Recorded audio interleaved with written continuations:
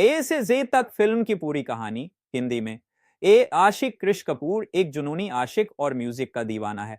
वो चाहता है कि उसका गाना दुनिया सुने और दिल से महसूस करे। बी बुक उसे एक दिन एक पुरानी डायरी मिलती है जिसमें बेहद खूबसूरत शायरी और लिरिक्स लिखे होते हैं। C connection diary. D dream Krish उस डायरी की शायरी को अपने गानों में बदलने का सपना देखने लगता है। ए इमोशन शब्दों और सुरों के जरिए दोनों की भावनाएं गहराती हैं, पर दोनों बोलकर नहीं बल्कि लिखकर जाहिर करते हैं। एफ फेम क्रिश का एक गाना वायरल हो जाता है, पर वाणी को पता नहीं होता कि उसके शब्दों का इस्तेमाल हुआ है। जी गिल्ट क्रिश को ग्लानि होती है कि उसने।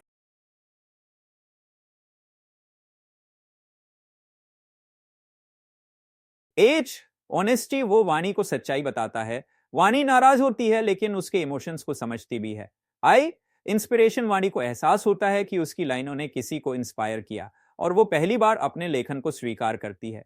जे जर्नी अब दोनों मिलकर म्यूजिक और शब्दों की के किस्मत किस्मत उन्हें बार बार ऐसे मोड़ पर लाती है जहां उन्हें एक दूसरे को चुनना पड़ता है।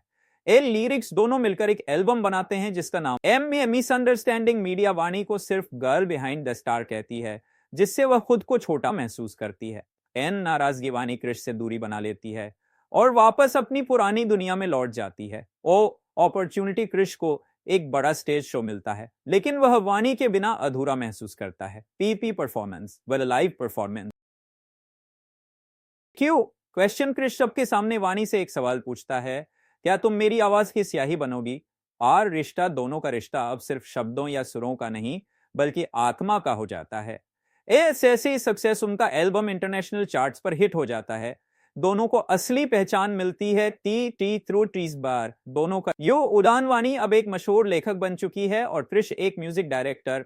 दोनों अपने सपनों की उड़ान भर रही हैं। वी वॉज एक सॉन्ग लॉन्च पर वो दोनों एक दूसरे से शादी का वादा करते हैं, गानों और कविताओं के बीच।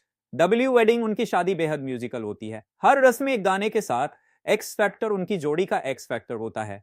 शब्द और सुर का अद्भुत मेल। वाई यादीन वो जेड जिंदाजी अब दोनों की जिंदगी सिर्फ एक कहानी नहीं बल्कि एक गीत बन चुकी है जो सबके दिलों में गूंजता है।